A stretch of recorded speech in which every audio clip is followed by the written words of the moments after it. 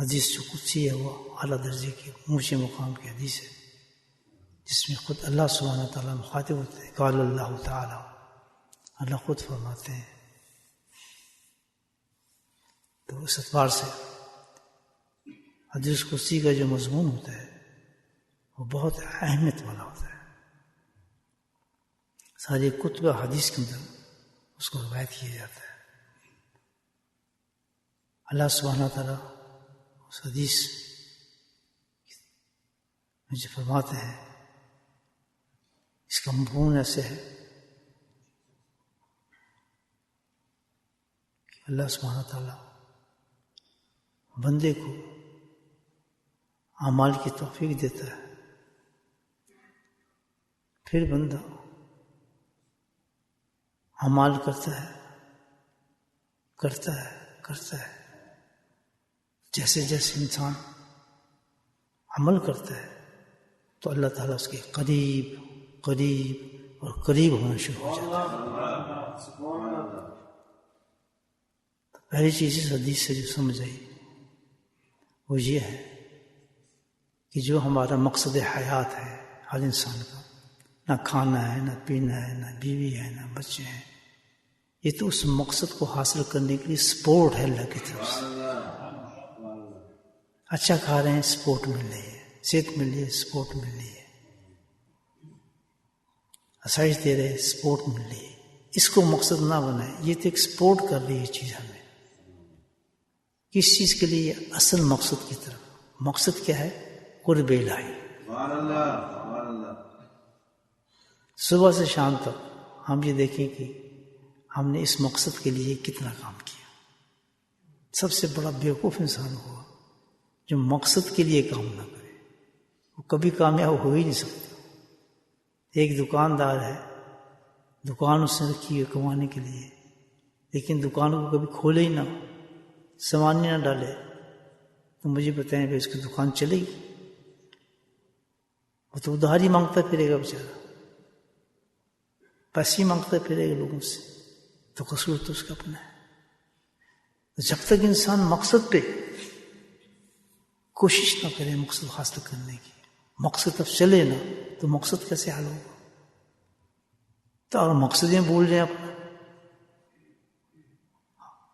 وقت تو گزر رہا ہے، وقت تو پورا ہونا ہے انسان کا.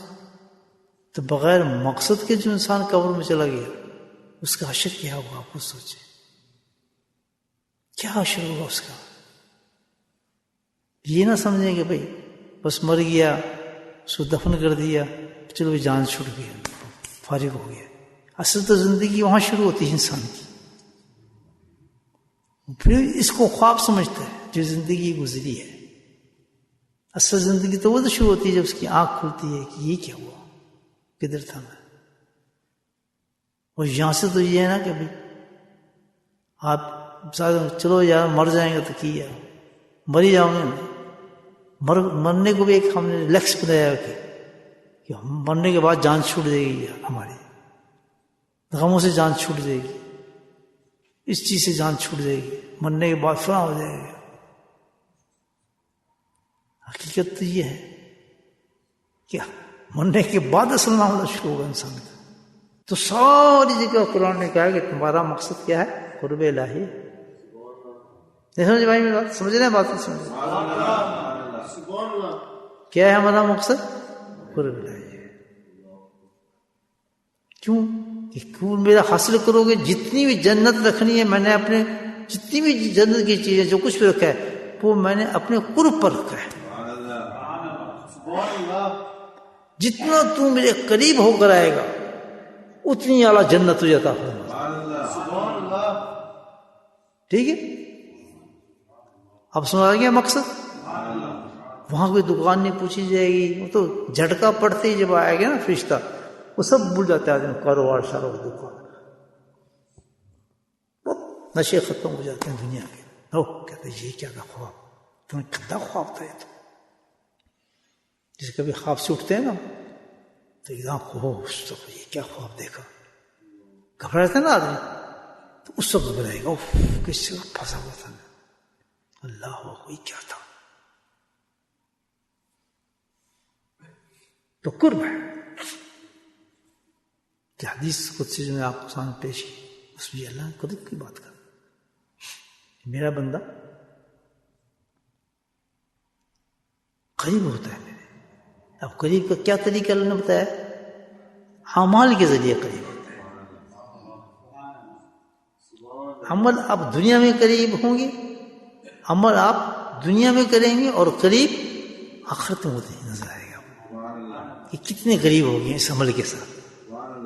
ابھی ہمیں نہیں پتہ چلا کہ جو ہم نے عمل کیا ہے اس سے کیا قرب مل گیا ہمیں.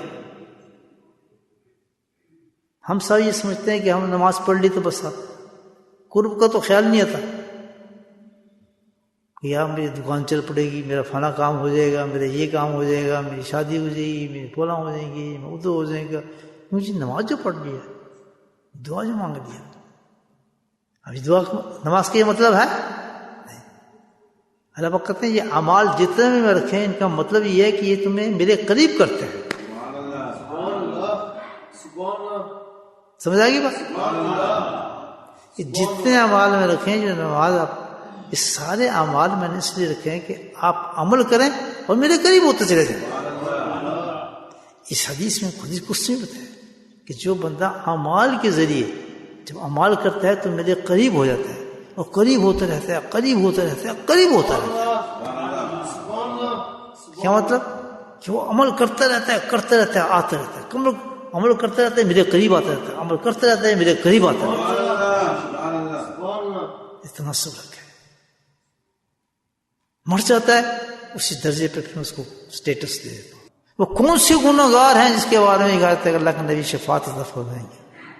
وہ گناہ گار ہیں جو سارے اعمال کرنے کے بعد بھی چاہتے ہیں، کہتے ہیں کہ ہمارے عمل پہ بھروسہ نہیں ہے، ہمیں اللہ کے نبی شفاعت کر کے نکال دیں گے.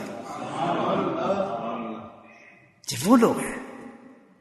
عبد القادر جیلانی ہے، خواجہ محی الدین چشتی ہے، میرے حضرت علی مرتضیٰ ہیں. ان کی صحبت میں بیٹھ کے دیکھیں، ساری رات روتے ہیں. ان کے اعمالوں کے حال دیکھیں تو جسم کانپ رہے ہوتے ہیں ساری دن کی عبادات سے اور رات کی عبادات سے، لیکن رو رہے ہوتے ہیں کہ اللہ اگر یہ نہ ہوتی ہمارے پر رحمت کہ نبی ہماری شفاعت کر دیں گے تو ہم تو کہاں جاتے، ہمارے پاس تو عمل نہیں ہے. یہ ہے شفاعت کے مستحق لوگ کہ کرنے کے باوجود بھی نبی پاک کی شفاعت کی طرف دیکھتے ہیں. اب سمجھ آ رہی ہے بات آپ کو؟ وہ ہے مستحق کی شفاعت. اور رسول بھی یہ ہمارا مال کیا ہے؟ ہمارے پاس کچھ بھی نہیں ہے. یہ تو دھکا وہاں سے رحمت کا لگے گا تو ہم پار ہوں گے، ورنہ ہم عمل پیش کر سکیں گے اپنے کچھ. ٹاپ آف چیز، ٹاپ عمل دی اللہ پاک نے، سب سے بڑا قرب کو. سبحان اللہ، اعلیٰ درجے کی عمل اللہ جو عطا فرمایا اپنے قرب کے لیے. کیا عطا فرمایا؟ نماز. کیا سٹینڈرڈ رکھا ہے نماز کا؟ حضرت سبحان رضی اللہ تعالیٰ تشریف لائے، یا رسول اللہ جنت پہنچائیں مجھے، جنت کوئی عمل مجھے دے دے. بہت آسان معاملہ ہے. یا رسول اللہ کیا کروں میں؟ صحابت ہے، کہتا کچھ بھی نہ کرو، سجدے پہ سجدہ کرتا رہے. سبحان اللہ، صحیح مسلم کے حدیث، سجدے پہ سجدہ کرتا ہے کہ ہر سجدے پہ تو اللہ کے قریب ہونا شروع ہو جائے گا. کسی نے روکے ہم سجدے سے؟ راستہ نکل گیا نا قرب کا اللہ تعالیٰ کے. ہر سجدہ اللہ نے فرمایا تجھے میں اللہ کے قریب کرے گا. صرف قریب ہی نہیں کرے گا کہ جب تو سجدے میں جائے گا تو پچھلے گناہ صاف کر کے آگے بڑھائے گا. ہم تو بس آئے گا سجدہ کیا، ہمیں کیا پتا کہ اب نماز ہم نے جو رکعتیں پڑھی شام میں کیا بات تھی. الحمدللہ سجدہ کر رہے ہیں، گناہ ختم ہو رہا ہے، قرب بڑھ رہا ہے، ختم ہو رہا ہے گناہ، قرب بڑھ رہا ہے. جب 17 ختم ہوئی تو اس بلندی پہ پہنچ گیا انسان، اللہ کے قرب پہ پہنچ گیا. یہ ہے وہ نماز ہم نے پڑھی ہے ابھی. بتائیں بولے سبحان اللہ. چھوڑنی چاہیے نماز دوستو، چھوڑنی چاہیے نماز. یعنی اتنا آسان کیا دیا کہ تجھے کیا ہے، جھک سجدہ کر تو قریب. اور سب سے زیادہ قرب جو ملتا ہے کدھر ملتا ہے؟ سجدے کے اندر. اسی لیے کیا ہے کہ سجدے میں دعائیں مانگو اللہ تعالیٰ سے، بہت جلدی قریب ہوتی ہے سجدے کے اندر. ابھی قرب کی انتہائی کوئی نہیں. لیکن کیوں یہ مقام کب ملتا ہے انسان کو؟ سنتے رہنا میری بات. یہ مقام کب ملا انسان کو؟ جب وہ عمل کرتا رہا. جب عمل سے رکوئے گا تو پھر اس کا وہ مقام رک جائے گا. تو جتنے بھی اولیاء اللہ ہیں، جتنے بھی اولیاء اللہ ہیں، جن کی آنکھیں ایسی ہیں، جن کے کان ایسے ہیں، سبحان اللہ، جن کے ہاتھ ایسے ہیں، جتنے بھی اولیاء اللہ دنیا کے اندر موجود ہیں، اللہ والے، جن کو کہا گیا ہے، جو زمانے میں مشہور ہو چکے ہیں اولیاء اللہ، وہ سب ایسی تھے. ان کے کان اور تھے، ان کے ہاتھ اور تھے، ان کے معاملات اور تھے، لیکن وہ کون سا عمل کرتے تھے؟ سبحان اللہ. نماز اسی پڑھنا تو سائیں پڑھنے ہو، کتنے نفل پڑھتے انہیں، کتنے نفل پڑھتے ہوں لوگ، آخر تک کتنے روزہ رکھ آخر ایسا وقت تو آتا ہے جو روزہ نہیں رکھو پھر. لیکن اللہ کا قرب تو یہ وہی پا سکتا ہے جو رکا نہ ہو. سبحان اللہ. جو عمل سے رکا نہ ہو.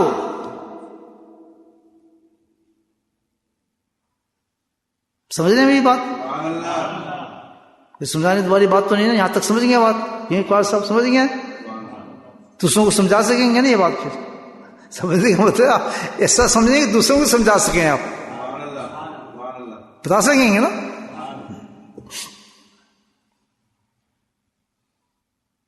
تو یہاں ایک نقطہ ہے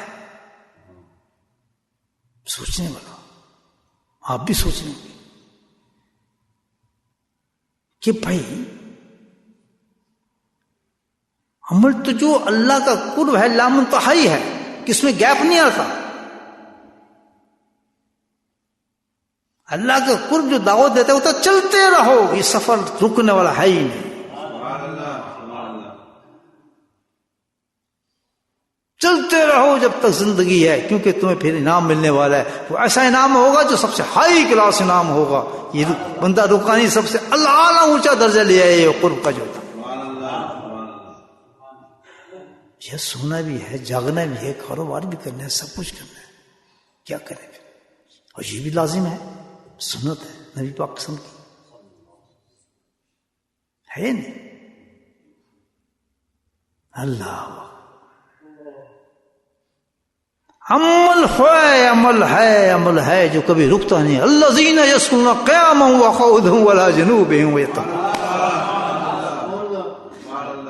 اللہ کہتا ہے میں نے اب وہ عمل بھی رکھا ہے جن تمام عملوں سے افضل ہو جاتا ہے.